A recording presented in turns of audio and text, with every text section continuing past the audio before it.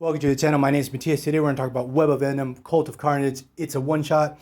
It's part of the build-up into the Absolute Carnage crossover. So without further ado, let's get into this. So the story starts off with Misty Knight, who is sent in to find John Jameson, who has gone missing in action. So it's not super clear in the story if both of these characters are working with the police or they're contracted detectives sent in by Ravencroft to investigate something going down in this town that's related to Carnage. The town in question is called Doverton, one that Carnage took over way back in the Carnage USA miniseries, where Carnage had infected a large part of its population with his symbiote. So Misty Knight is finally able to find John Jameson, and the whole town is a complete ghost town at the moment.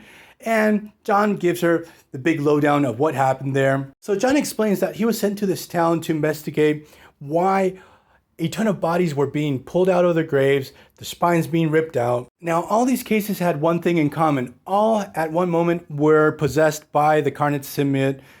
So as I explained in the Carnage Born video, this is Carnage pulling out the bodies because he needs the codexes in the respective spines of all of his victims.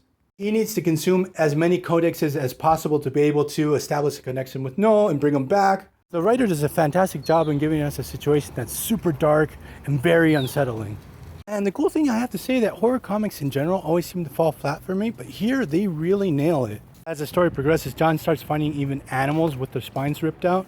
And Carnage is just using the church as a facade to infect more people with the symbiote to be able to feed off their codexes. So at the end of the story, we have John Jameson who breaks in on one of these null rituals. And what he sees is completely terrifying. He sees people voluntarily giving themselves to Carnage as a sacrifice so he could rip out their spines and feed off their codexes.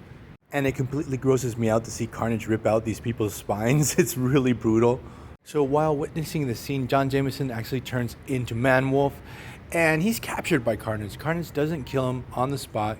So what happens with John Jameson is that Carnage is going to use him as a sleeper agent. He lets him off the hook. He lets him go. So he's going to play an important role during the Absolute Carnage crossover. So we're going to leave this video here. I hope you guys liked it. See you guys next time. Bye.